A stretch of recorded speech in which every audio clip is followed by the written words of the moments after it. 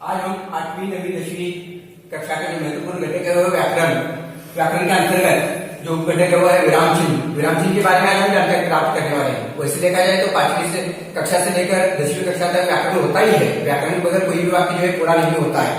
इसलिए हम उदाहरण के तौर पर देखिए, मैंने यहाँ पे दो उदाहरण लिए। पहला है रुको, उसके बाद अल्पविराम है मत जाओ पूर्ण विराम। दूसरा उदाहरण है रुको मत अल्पविराम, उसके बाद जाओ पूर्ण विराम।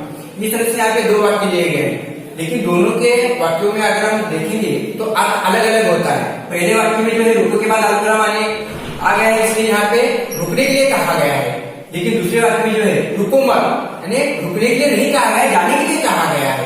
इस तरह से अगर आगे पीछे अगर इस तरह से चिन्ह होते हैं तो उसका अर्थ तक बदल जाता है। इस तरह से आज हम जो है विराम चिन्ह के बारे में जानकारी प्राप्त करने वाले हैं। अलग अलग कुल मिलाकर 10 विराम चिन्ह के बारे में हम जानकारी प्राप्त करेंगे। धन्यवाद छात्रों, आज का पाठ है विराम चिन्ह।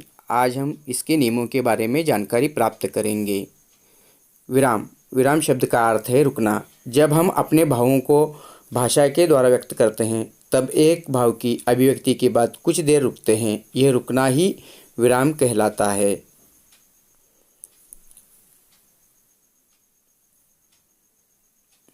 इस विराम को प्रकट करने हेतु जिन चिन्हों का प्रयोग किया जाता है उन्हें विराम चिन्ह कहते हैं।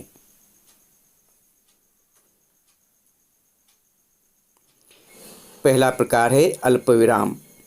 पढ़ते अथवा बोलते समय बहुत थोड़ा रुकने के लिए अल्पविराम चिन्ह का प्रयोग किया जाता है, जैसे सीता, गीता और लक्ष्मी। यह सुंदर स्थल जो आप देख रहे हैं बापू की समाधि है। हानि लाभ जीवन मरण।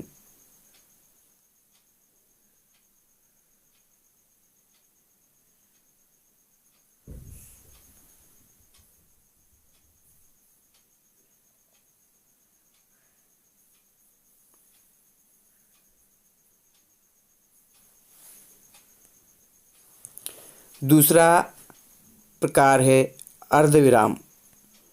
जहाँ अल्पविराम की अपेक्षा कुछ ज़्यादा देर रुकना हो वहाँ अर्धविराम चिन्ह का प्रयोग किया जाता है, जैसे सूर्योदय हो गया, अंधकार न जाने कहाँ लुप्त हो गया।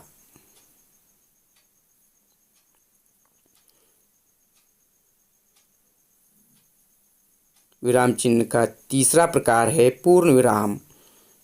जहाँ वाक्य पूर्ण होता है वहाँ पूर्ण विराम चिन्ह का प्रयोग किया जाता है, जैसे मोहन पुस्तक पढ़ रहा है, वह फूल तोड़ता है। इस तरह से वाक्य खत्म होने के बाद वहाँ पर पूर्ण विराम का चिन्ह लगाया जाता है। चौथा प्रकार है विस्मयाबोधक चिन्ह। विस्मय, हर्ष, शोक, घृणा आदि भावों को दर्शाने वाले शब्द के बाद अथवा कभी कभी ऐसे वाक्यांश या वाक्य के अंत में भी विस्मयाबोधक चिन्ह का प्रयोग किया जाता है।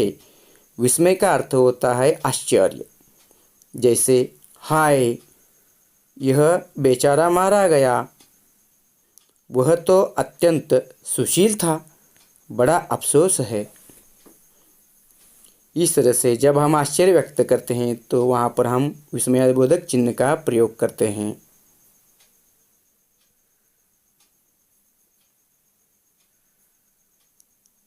अगला प्रकार है पांचवा प्रश्नवाचक चिन्ह। प्रश्नवाचक वाक्यों में के अंत में प्रश्नवाचक चिन्ह का प्रयोग किया जाता है, जैसे किधर चले, तुम कहाँ रहते हो। इस तरह से जब हम सवाल पूछते हैं और सवाल पूछने के बाद जब हमारा वाक्य पूरा होता है तो वहाँ पे प्रश्नवाचक चिन्ह का प्रयोग किया जाता है। अगला है कोष्टक।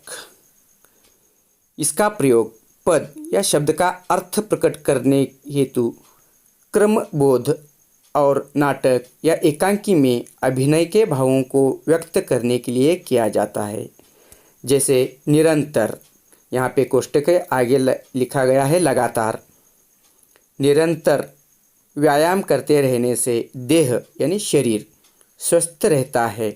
इस तरह से वहाँ पे समानार्थी शब्दों का प्रयोग किया जाता है कोष्टक में।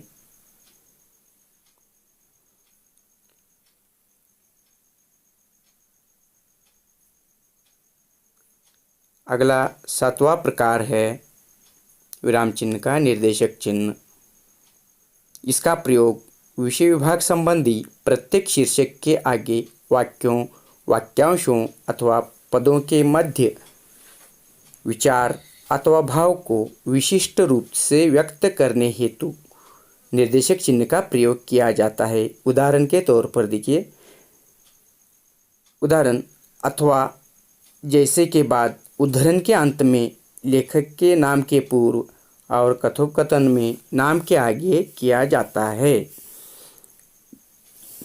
के बाद उद्धरण के अंत में लेखक के नाम के पूर्व और कथोपकथन में नाम के आगे इसका प्रयोग किया जाता है। जैसे देखिए, यहाँ पे उदाहरण दिया गया है, समस्त जीव जंतु, घोड़ा, ऊंट, बैल, कोयल, चिड़िया सभी व्याकुल थे। तुम सो रहे हो, अच्छा सो। द्वारपाल भगवान एक दुबला पतला ब्राह्मण द्वार पर खड़ा है, इस तरह से। अगला प्रकार है उद्धरण चिन्ह। जब किसी अन्य की उक्ति को बिना किसी परिवर्तन के ज्यों का त्यों रखा जाता है तब वहाँ इस चिन्ह का प्रयोग किया जाता है। इसके पूर्व अल्प विराम चिन्ह लगता है। जैसे देखिए, नेताजी ने कहा था, इसके बाद यहाँ पे अल्प विराम देना है और दोहरा उद्धरण चिन्ह है। देखिए, तुम हमें खून दो, हम तुम्हें आज़ादी देंगे। रामचरितमानस तुलसी का अमर काव्य ग्रंथ है। इस तरह से यहाँ हमने 2 उदाहरण देखे। जब किसी का वाक्य कहा जाता है तो वहाँ पे आगे उद्धरण चिन्ह का प्रयोग किया जाता है।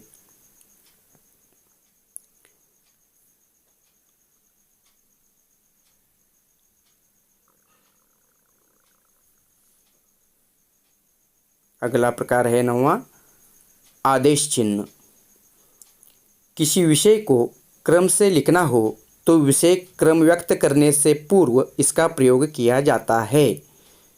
जैसे देखिए, सर्वनाम के प्रमुख 5 भेद हैं, उसके आगे यहाँ पे आदेश चिन्ह दिया गया है और उसके बाद पुरुषवाचक अल्पविराम, निश्चयवाचक अल्पविराम, अनिश्चयवाचक अल्पविराम, संबंधवाचक अल्पविराम, प्रश्नवाचक पूर्ण विराम। अगला 10वां प्रकार है योजक चिन्ह।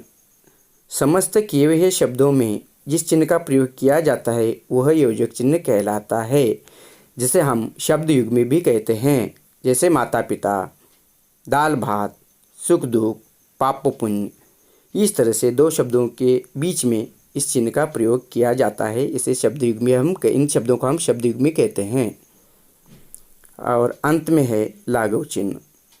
किसी बड़े शब्दों को संक्षेप में लिखने के लिए उस शब्द का प्रथम अक्षर लिखकर उसके आगे शून्य लगा देते हैं। जैसे पंडित,